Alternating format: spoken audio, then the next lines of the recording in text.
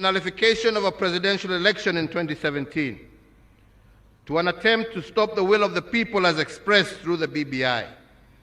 The judiciary has indeed tested our constitutional limits. While I stand by the rule of law, and I will always obey the decisions of the courts, I am also compelled by my position to heed the sovereign and supreme voice of the people of Kenya. And that is why our national conversation today must focus on the consequences of choice. The appeal shall be heard on 29th and 30th of June 2021. And lastly, the hearing shall be in open court at a venue to be arranged in compliance with the COVID-19 protocol.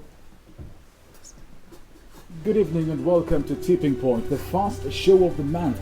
It's so good to have you joining us tonight. And we'll start the show with news just in. 34 out of 41 judges who had been recommended by the Judicial Service Commission in 2018 have finally been appointed by President Uhuru Kenyatta. Among those rejected include Justice George Odunga, Justice Agre Muchelule, and Justice Ngugi Joel, who presided over the BBI case and nullified it. These appointments coming days after President Kenyatta led the swearing-in of CJ Coleman State House. However, the president also threw salvos at the same judiciary during the Madaraka Day celebrations. Speak to us and share your feedback on the relationship between the executive and the judiciary through our SMS line 111 or on our social media handles at Switch TV Kenya or at Lincoln Wambogo. Remember to use the hashtag Tipping Point so we could keep this conversation as interactive as possible. My guests tonight are Richard Onyonka, MP, Kitutu Chache, and of course Ruben Kagai, a lawyer and political analyst, and Zach. My name is Lincoln Wambogo. Our sign language interpreters tonight are Tracy Dorcas and Michael Mayfield. Gentlemen, shall we, and many thanks for creating time. Thank you very much. I'm happy to be here. Now, my first question is, since 2018, why did the president have to take so long to appoint these judges? Essentially, the matter of appointment of the judges has always been controversial from the beginning. The reason for that is that he had received information. In fact, when you discuss with many of the people who would have some information as to what the issues were, if you remember, and most of the time you find that Kenyans were very short memories, some of these judges are the ones who were the ones who made rulings on the Akasha cases. Some of them had made rulings on matters which were extremely controversial. I think to a large extent, Uhuru did what he should have done 2 years ago. And that is pick the ones that you feel qualified and leave the ones that you feel were not qualified. Now, my director is telling us to take a look at what the president had to say during these Madaraka Day celebrations. Yes. Take a look. The nullification of a presidential election in 2017 to an attempt to stop the will of the people as expressed through the BBI. The judiciary has indeed tested our constitutional limits. While I stand by the rule of law, and I will always obey the decisions of the courts, I am also compelled by my position to heed the sovereign and supreme voice of the people of Kenya. And that is why our national conversation today must focus on the consequences of choice. The appeal shall be heard on 29th and 30th of June 2021. And lastly, the hearing shall be in open court at a venue to be arranged in compliance with the COVID-19 protocols.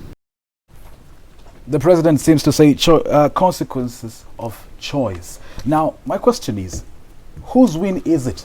The executive, the judiciary, or the people, Nurdin? You know, in essence, what has happened today is an illegality. Let us be honest. Because you see, there is a court order where the president cannot cherry pick who to gazette and who not to gazette. So he had to appoint all of them. Let me tell you something. You see, by the time those names get to him, there's a process under the JSC. And in the JSC, he has a representative. All right? There's the AG there. If there are any concerns, they should be raised at the JSC level. That is what people are saying.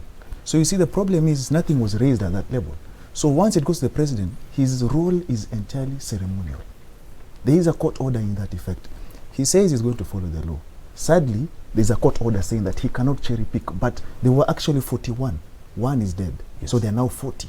So 34 have been gazetted. 6 are remaining. So you see, some would say this is more or less a personal vendetta. You realize, at the end of the day, if there were any questions to be raised, it was during the committee stage at the JSC level. Since none was raised then, and the names were forwarded to him, his role is ceremonial, and there's a court order. So he should follow the court order. Because if he says now he has information, then clearly the guys who collect intelligence for him are sleeping on their job. It takes them 2 years later to realize that, oh, there's a problem. Clearly, they're sleeping on their job. So we have to, the problem is we have to be a country that observes the law. Going forward, sadly, the current government, there are so many court orders that are not observed. And that's not a good precedent. Because when you get sworn in, anyone, be it a member of parliament, an MCA, a governor, whatever, you have to protect the rule of law. That is what you follow. Because where there is no law, there is no order. And a lawless country is a jungle. It's more or less like survival for the fittest. And that's not what we want to encourage going forward. Yeah. Mheshimiwa, let me come back to you. Zach, I'll be with you in a moment. Cherry picking, illegalities. Yes. I mean, is the president consequences of choice? Is the president still revisiting the judiciary? You know what is interesting is that it's very easy for us to look at the Kenyan scenario and be selective in terms of what you call legal and what's not legal. As a member of the opposition, we disagreed with the ruling. I mean, we agreed with the ruling that Magara gave to actually have Uhuru go back to the elections. But you remember there were people who are on the Jubilee side who felt that that was a bad ruling, and it was a ruling that was actually even going to push the country to the precipice. I believe that Uhuru is free to actually use that ruling as something that he didn't agree with, even though he obliged with it, right? That's why I think he said that I am always going to follow the law. The second issue that I wanted to clarify with my brother is that the issues which came out of the judiciary at the time when this controversy started was because that there was an issue which was raised, that there were certain judges who had issues which were outstanding, and Uhuru didn't feel that it was necessary to pass the whole list. I understand what my brother is saying, and that is that he couldn't cherry pick from that list. Now, again, the courts are free for the matter to be taken to court and let the due process take place. According to me, the Constitution does not actually tell the president that he cannot cherry pick. It just says that the names, once they've been released by the Judicial Service Commission, then the president shall approve them and allow the judges to start acting as judges. The problem that you have is that there are certain there's certain leeway and certain space that the president has, which allows him, and I may not agree with this decision, but you see, my understanding, and I look at, sometimes I look at Kenyans and I hear all of you talking about the rule of law. My brothers, what has just happened to America? Which rule of law is there? The exercises we are conducting in this country are political. The politics is what is going to determine where your country is going to go. Whether you bring all the laws and get the best chief justice that you can, if the political class is not willing to accept that these are the parameters which we are going to operate to make sure that this country is functional, we are wasting our time. Do you agree with that, Zach? Do you agree with Onyanko? Onayo, I thank you for that, my friend, the host. I don't agree with what Mheshimiwa is saying. To me, the president is another way is trying to sabotage not only the judiciary but the country. Why is it that these judges were not picked during Maraga's regime? As everybody was waiting for that, but it happened in Kome's regime. There is something that the president was avoiding that is not yet to come out. What's that? Some judges who were left, if you follow keenly, they must be somewhere they have mentioned about the executive, not following the court orders, not following what the constitution requires for them to do.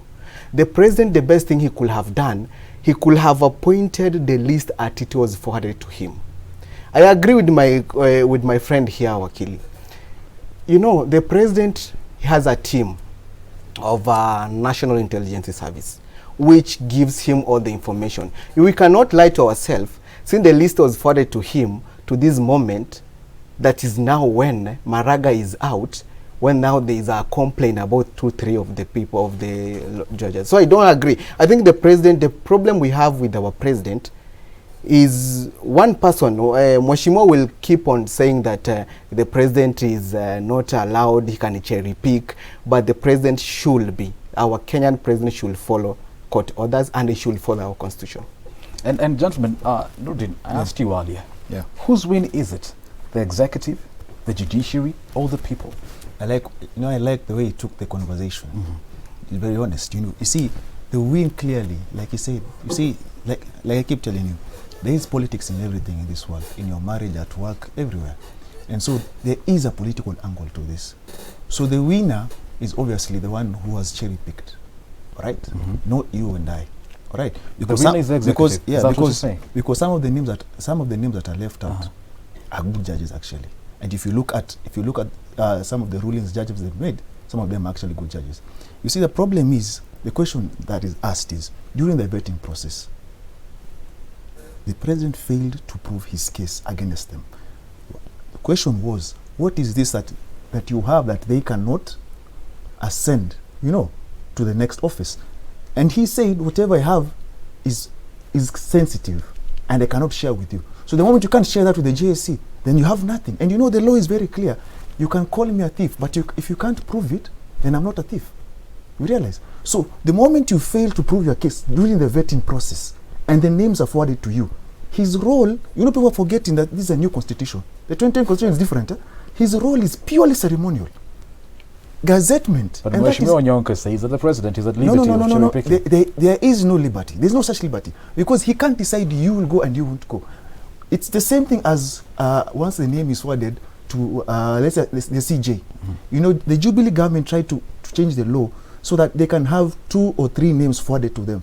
But the law says only one. And once a name goes to the president, it's final. You have a ceremonial role. You cannot then retract the process. So we are forgetting that this is a new dispensation and a new constitution. People are struggling. I fear for him because he's struggling to understand the new constitution. It is different from what is there because sadly, he is the first president to undergo the new constitution fully in his term. Courtesy of devolution and et al. So some of the advisors are not awake to the fact that it's a new constitution and a new country. So they are fighting and trying to find ways of how they can outmaneuver the constitution. You can't. And once this goes to court, I'll tell you for free. There is a court order, an existing court order that says all names forwarded must be gazetted. There's a court order. So you can't go back to court and the court order existing. You realize? Because the law is there.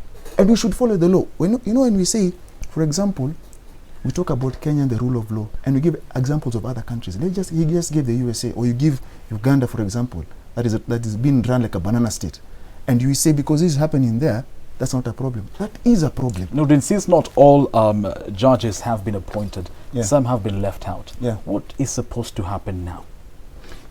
The exercise in itself is an illegality. There is no way some will go and some will remain. It's either it stops there, or you send all the names. You cannot cherry pick. There is no legal basis of cherry picking them. If you can't prove your case at the vetting process, and Mheshimiwa is member of parliament, they carry out the vetting process. If you can't prove an allegation against somebody, then there's no way you have anything against them. That's a sad reality. Can I say something? Please respond. I don't know whether it's because of my age or experience or lack of both, and maybe education or lack of it. A constitution is a live document. Yes. The fear I have for my country, and that is my country called Kenya, is that we have got, in fact, we are right now very fortunate that we have the third arm of government which is not on fire. My fear is that if we drift the way we are drifting, there's a likelihood that you're going to have a constitutional crisis in this country, which then puts you in a position that it ends up making the country more ungovernable. And the issue that I would like to point out is that, yes, it is a new constitution, and yes, there is a possibility that Uhuru as president might decide. And you know, I really have no interest in Uhuru's presidency, or I don't have any particular gain I get out of it. I'm not even in Jubilee. My honest feeling is that we need to be much more careful in how we are going to handle the fallout out of the disagreements which are coming from the executive and the judiciary. The reason for that is, I can give you an example, my brother. You saw when the judges were making a ruling that, in fact, the president, under Chapter 6, in reality, what they were saying is he shouldn't even be president. So my question is, why don't you go and remove him then? You can't. You can't make a ruling which is self-defeatist if you are going to carry this country to the next level. If we are going to question what Uhuru is doing, then let us do it in a way that we make it possible for our country to work without necessarily destroying itself. In other words, let's not throw away the water with the child. And that is what I see you people in the judiciary doing. All the lawyers are screaming about how Uhuru is breaking the law, and you see Kenya must be a law-abiding. There is nothing like a country being law-abiding. What we must have is a country that is willing, first of all, to accept that we have challenges and look for a way on how we are going to pick those challenges and move ahead. I can tell you right now, 60% of this country is pro-BBI. That's the reality. I'm a politician. You guys are in the law. You can scream all you want. You can talk. Wait, let me finish. You guys can be screaming about. Listen to me. You guys can be screaming about all you want about it is against the law. This thing was not done from the public. Wanjiku is the one who. All those things, according to us, are completely inconsequential. What do I look at? This country requires resources which are going to be devolved. BBI brings me resources which are going to the county governments. Those resources will go down to the ward. All your legalese are in fact irrelevant to me. What I want, if you give me the 35%, I'll go to my grassroots and I'm going to change the poverty levels which are there. Whether you want to bring Chapter 6 and say, what happened? Look at what happened to our Chapter 6. Look at where it is. You see, Mheshimiwa. Exactly. Let me. There's something here. Exactly. Mheshimiwa said that is very interesting. Mheshimiwa has mentioned two things. He has come up saying everything is by a political level. There is a difference between politics way and a judicial way. Exactly. If you listen to what Wakil here is saying, it's very clear. The president. Why is it that the judges are not appointed the same way the ministers and cabinet secretaries are appointed? Because these are the people who come in as a neutral body. But now what the president is doing is trying to make the judiciary as like his own house that he can control. Which Mheshimiwa, as person who is in parliament, he should be the first person to say no to that. But here is telling Kenyans that, you know, every angle we have to take is political. He has said that everybody is pro-BBI. 60%. 60%. Yes. As things are right now, look, you as the media house, and when Mheshimiwa has been seeing all these things in the internet and in social media, how the celebration, how Kenyans were very happy with the ruling of the court. No. But Mheshimiwa, because Mheshimiwa, because social media, because Mheshimiwa inside the bunge at that level, he voted yes. It diminishes our thinking. Which Mheshimiwa in the bunge voted yes. No. because after some few many MPs were intimidated that tomorrow they will be KRA, they will be what? Were you intimidated? And they voted yes. You see, I'm telling you, Mheshimiwa is not speaking in his point of Were view. you I intimidated? didn't know that Switch TV is a propaganda channel. No, it is not. It is not. Let me That's tell my you. own view. Let It's me not tell about you. That's his view. No, let me That's tell his you. view. Let me tell you. Were you intimidated, I Mheshimiwa? want to tell you this. It is a fallacy for somebody to have an impression and think that all MPs are so stupid. We've not been to school, therefore we were just being intimidated because we are corrupt and we have stolen, therefore we were voting because we are fools. Don't ever try that. Listen to me. Don't ever try that. What I am saying, what I am telling you is this. Kenya is a country that has got its challenges. These challenges must be handled carefully. We don't have a magic wand that is going to say, if you do this, then we will do this, and therefore what? It is good for us to observe the law. It is, in fact, the reason why I'm a member of parliament. It is the law that has made me who I am. But what I am saying, the moment you have a judiciary that is beginning to emasculate the powers of the executive, then you are going to have the executive do what Uhuru is doing. Who is emasculating whose powers here, Nurdin? You know, First respond. Look at the other day. The other day there was a ruling. Let me There was answer a it this ruling way. Let me answer it this way. on parastatal heads who were appointed. All of them were degazetted. Who is emasculating the other, Nurdin? Let me answer it this way. You see, Mheshimiwa said, Yes. there's no time for our legalists. You see, the problem is people don't understand how the judiciary is working, sadly.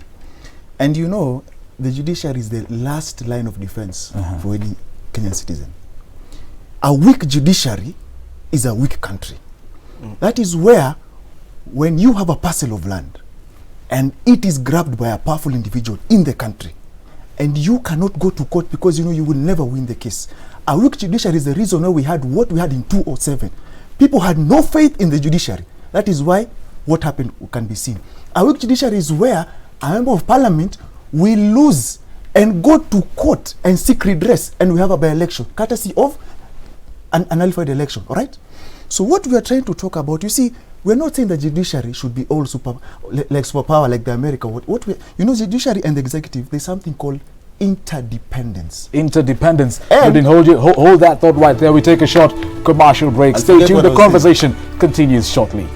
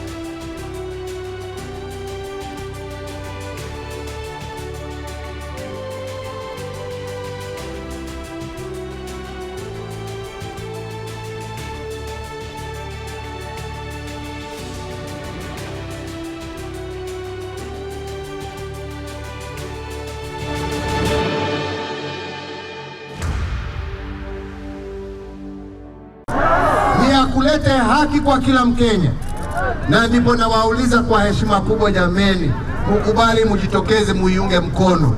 Yale ambayo yako mbele yetu tutatatua, mimi najua. Tukiwa na mawakili kama Urengo tunaweza kushindwa kweli? Welcome back. You're watching Tipping Point. I am Lincoln Obugo, sign language interpreters tonight, Michael Mathia and Teresia Washira. Now the question I ask this gentleman here tonight, and of course you, do you think the appointment of the 34 judges is in any way tied to the BBI case? Nurdin? Of course. It is? Yes. You think so? Yes. I believe so. Let me tell you something. You know, I was saying something before we went off air. Yes. There's some, you see, I say a good and strong judiciary is good for the country. And nobody is saying the judiciary is out to fight the executive. It shouldn't even be like that. It's all about interdependence. But in interdependence, no arm of government should feel like they can control the other arm. Because, you know, we have separation of powers. Yes, we know it's only in the Constitution. But in reality, it's more or less like a myth, because someone would want to control the judiciary. The sad reality, when Shimwe talked about chapter 6, who should not be present, whatnot, you know, for the impeachment to happen, it comes from Parliament. All right? Comes from what? From Parliament. Now, you have to realize one thing. The reason why he says it's not possible, I'll tell you for free, is that political parties in Kenya are owned by individuals. Realize? And that is why, let me tell you, and that is why members of parties always talk about party position, party line, respect the party leader. There is no way it's going to work like that. At the end of the day, that is why you see when it comes to voting, back when Jubilee used to have tyranny of numbers, when they passed the security bill, 3/4 of those MPs never even read that bill. They just passed it by acclamation. That's a sad reality. And when we talk about independence, it should also go to the elected leaders, because you should have a brain of your own and mind of your own to think and say, here I stand with you, here I don't. Right now we have a finance bill 2020, and some Kenyans don't even know what's in that bill. It has some stringent tax issues that are going to affect the Kenyan, like LPG at 16%. So we are asking ourselves, you know, when you go on Twitter right now, the same way I'm going to rant on Twitter is the same way a member of parliament is going to rant on Twitter while you have a house to go. But when they go to the house, they have a party line, a party position. Respect the party leader, because if they don't, there will be action against you. That is what you see, what they were talking about. You see in Jubilee what is happening to them. Some have been demoted. You were once a member of the budget committee. Unatupwa catering. You know, that's in the highest order. It's a sad reality. But we need to wake up. You see, Kenya is being run haphazardly. The things are being done in a topsy-turvy kind of situation. And that needs to change, honestly. Can I, because I'm a member of parliament, yes, okay, I hope I'm not taking my brother's time. It's okay. Let me say this. Kenya as a country is actually being run reasonably. The only thing is that Kenyans have become completely political. All of them? Most of them. Most Kenyans are political. That's why you notice every Kenyan who makes some money, whether it's from a business transaction, the next thing he wants is to go and run to become an MP instead of going to run and open a factory, even if it is employing 50 people. I am optimistic, and I'm in a catch-22. That I totally understand that we have a country that has very specific and particular challenges. I also have looked what has happened to the other countries. I'll give you an example. You can take Rwanda as a country in Africa, which, if you wanted, you could say President Kagame is a sovereign dictator. And yet, in reality, Rwanda is a country that is growing at about, 14-15%. The president of Rwanda has made sure that land adjudication has been done. They're on geomaps. You can buy a piece of land in Rwanda from when you're in London. Everybody in Rwanda pays taxes. The streets are clean. And everything is running in order. The judiciary in Rwanda is rated amongst the best, not in Africa, but in the world. Easy of doing business. It's incredible. And this is a president who you call a dictator, who actually has made sure that Rwanda has got 60% of the legislators are women. And this is a country because he has changed from multipartyism into single party leadership, or one party leadership, whatever you want to call it. And you can turn around and say, that is a dictator. If anything, you need to get him and even jail him and everything.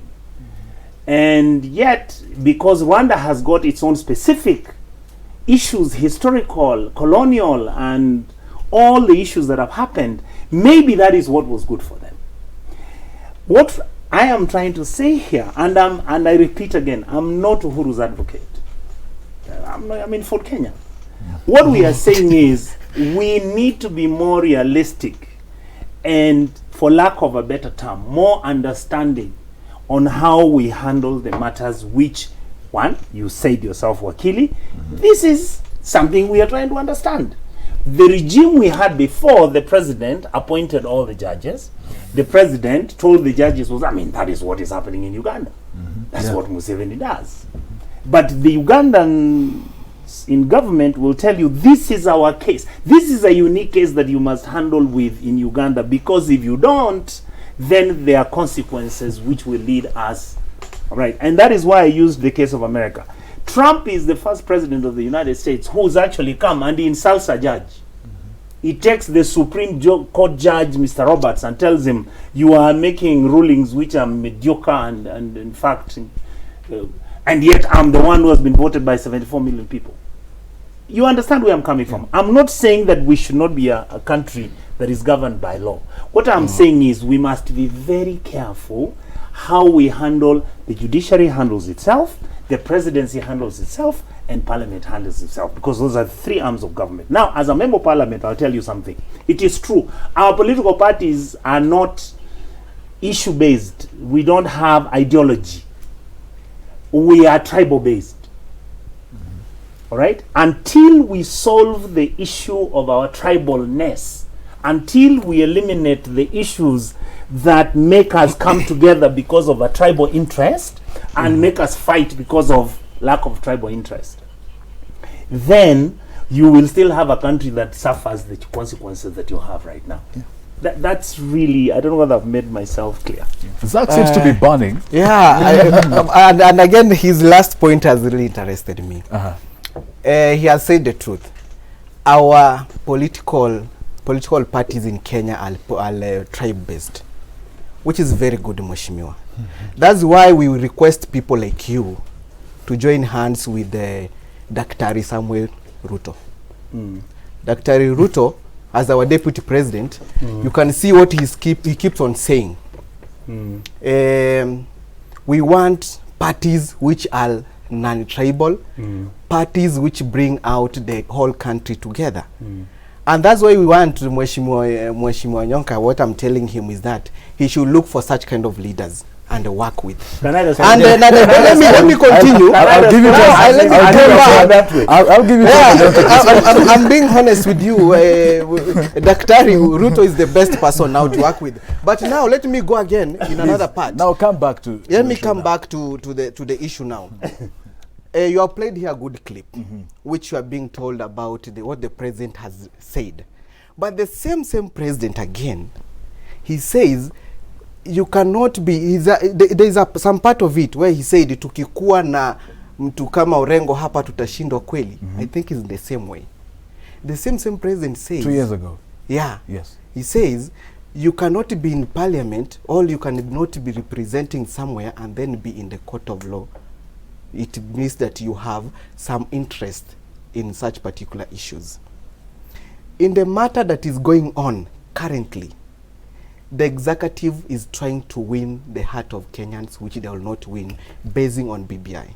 Why is it that 60% of Kenyans? No. Why is it that? Let me just be honest, which Mheshimiwa knows. Why is that an outgoing president with just 1 year to go and some 2 months is busy in trying to change a constitution or trying to amend a constitution? There is something that he's interested in. One thing that I know as an individual, is that the president is trying to leave some people inside government that he should control, and he will control even outside government. When he's relaxing in his home at in Mount Kenya, he will just be using a phone call telling, hey, in judicially fanyeni hivi, in executive fanyeni hivi. That's why they're trying to come with the BBI. Zach, the BBI, are you saying that the appointment of 34 judges is tied to the BBI case? Exactly. That's what you're saying? That's what I'm saying. It's tied to BBI cases, and that's why some people were left out. If it's really not tied to BBI judges, let the president come out with the same list that was given to him, if that's the fact. And why is it tied to BBI cases is the issue that people should know, and the Kenyans should know. Why did the president not assign all these people and appoint them when Maraga was in the office? Why is he doing? And what Mheshimiwa knows very well. And I'll tell you, Mheshimiwa, I will not crucify Mheshimiwa, because after this show, he may be outside here being waited by this year and the KRA because of what he's saying. Mheshimiwa Zach, please. Let me just tell you something. You see, To go back to where Mheshimiwa stopped, I talked about the ethnicity in our country. Yes.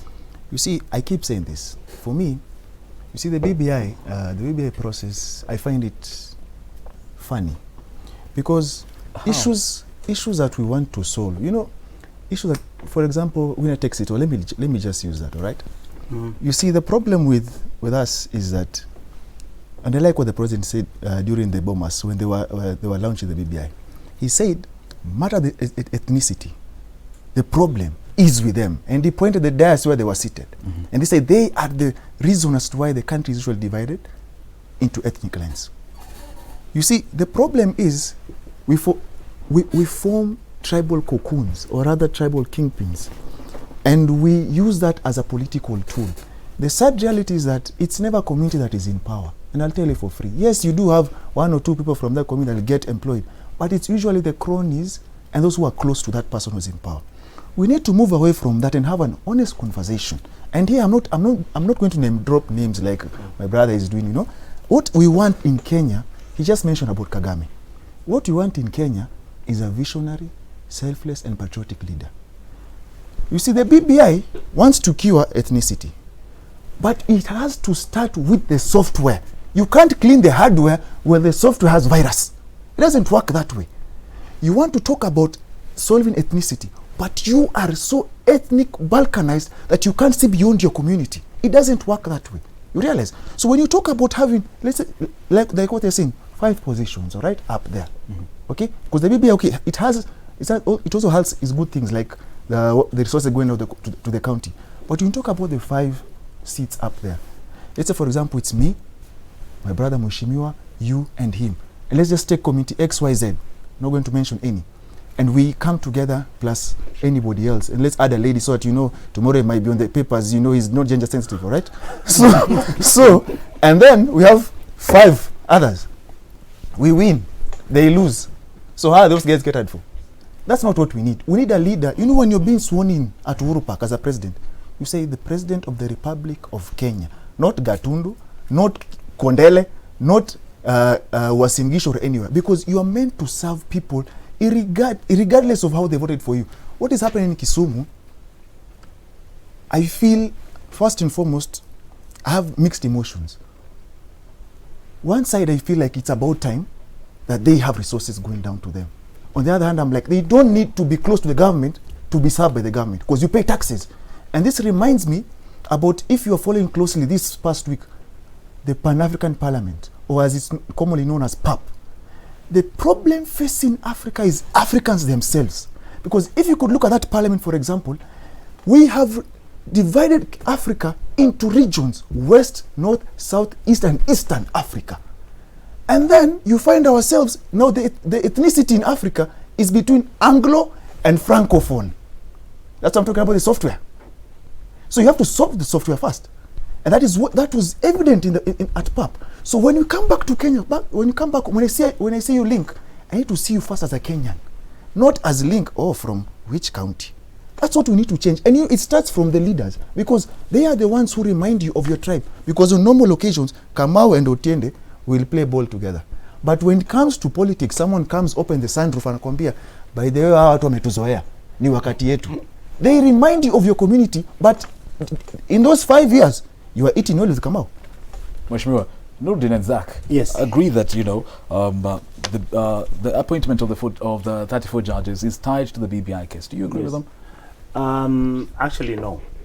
Why? But you are cornering me, because Nurdin has raised, and Zach wants to kill me. But let me first stop him.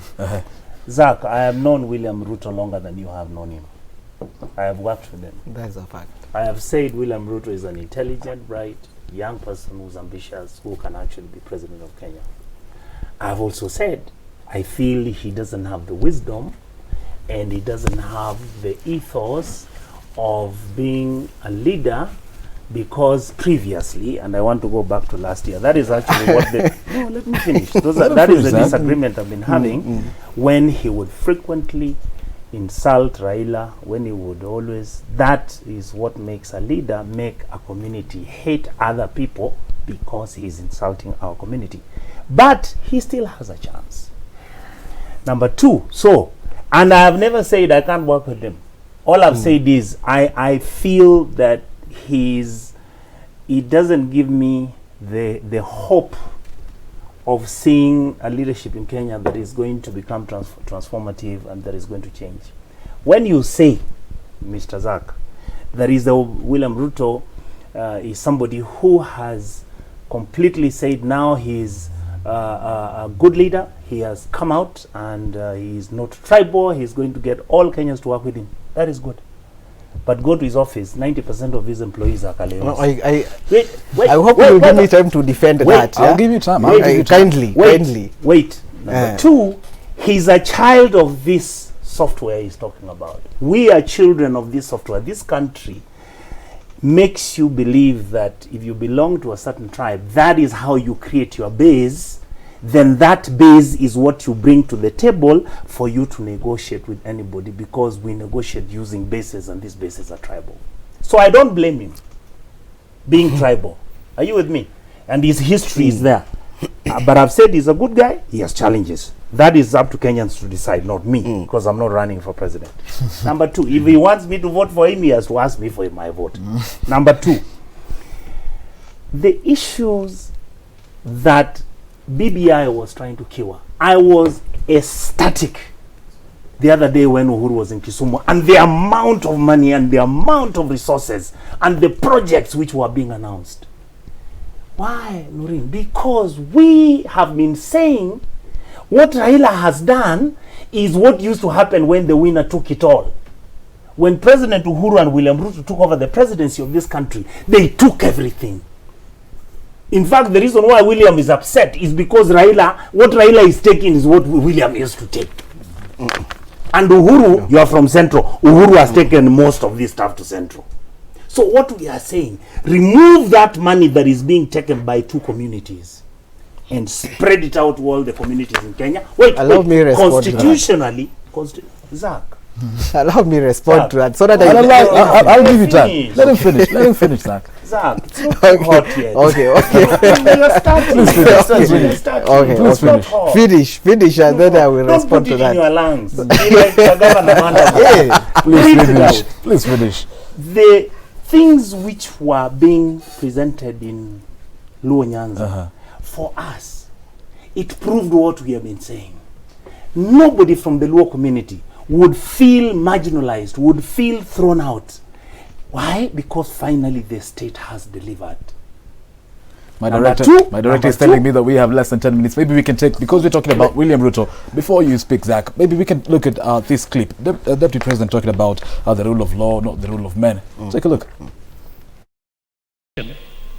It will be an act of great betrayal if we allowed ethnic bigotry and personality cults to destroy the firm foundation of constitutionalism and the rule of law in our nation. Because we're still with you, Mweshimiwa, Yes. What did the Deputy President mean? He means he's saying that people should not love him the way he's a cult. People are going. You see, when you talk to Zak about William, he wants even to slap me. That's not the case. Yet William is a human being who will make mistakes like everybody else. William has been in this system for 30 years. In this system that he's talking about. We had a cult of personality with Moi. There was no constitutionalism under Moi. We came into the Kibaki administration where we were having a coalition government. There was no cult of personality, but the reality was that the cult of personality was actually attacking Raila. And in reality, we have now come to where we are today. What William is brilliant is in, what he's so clever about, he grasps the moment. He has grabbed the moment now of how the court ruled, how he was against BBI. If BBI would have won, he would have said I was not opposing it.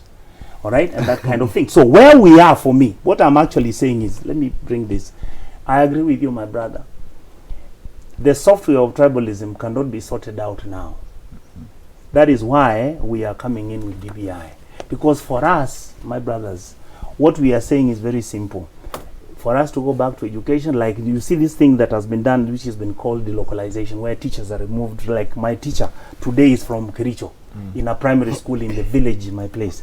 That is what we need to do with our primary schools, secondary schools, and everything, so that Kenyans can begin to feel that we are really Kenyans. Then you can now bring laws which will guide us as to how we can form a quilt, how we can now begin to see ourselves by our value and our content, and not from where we come from. We have less than 5 minutes, Mheshimiwa. Will we have a referendum? Yeah. Now let me. You can start with that before responding to Zach, don't kill me. No, I won't. I will just be honest. We want to be, according to the court case, Yes. as I see, the decision, the ruling may come at around September. These are your final words, Zach. That's how I'm seeing it. Around September. Because if maybe somebody somewhere in the corner won't push the judiciary to do things in a haste. There's something that is really burning me. You know, when we talk about the software, and Mheshimiwa said our dear deputy president, who is the 5th president, is that he's in a software system. To me, software, the deputy president doesn't have a name behind him. You see, software is like when we talk about Gideon, we talk let me finish. There's something here. There's something here that told you those are your final words. Let me finish. Sorry, I cut you short. I know. Final thoughts. Final thoughts. There are my words, but okay. My final thought is in less than a minute. Yes. Mheshimiwa has talked about how we need to move away from the ethnicity, like I said, and then come back and form laws. I believe everything we do should go in tandem with the law. The law should just be a process. If you're eating, you go to the restaurant, you have to pay. It's part of the law there. Are we going to have a referendum, Nolan? The timelines are hard. There are two scenarios. Timelines are hard. Yes. If you go as per the timelines, even if we have one, the subtract of the BBI is 70 constituencies.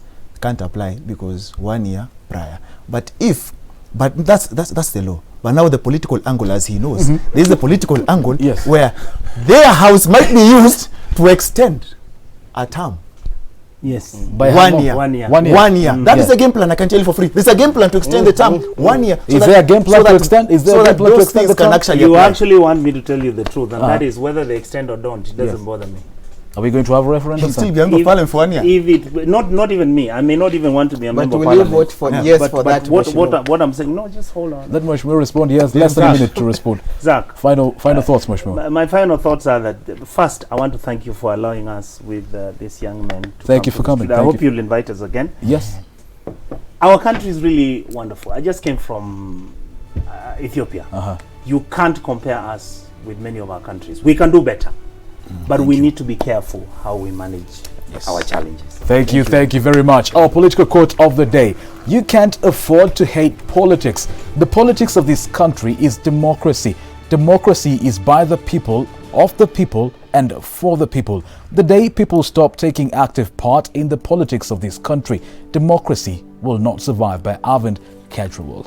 Well, all the views described in the show are strictly individual views and do not portray the views of Switch TV. I'm Lincoln Obogo. Our sign language interpreters tonight were Michael Matthew and Tracy Dorcas. Many thanks for viewing.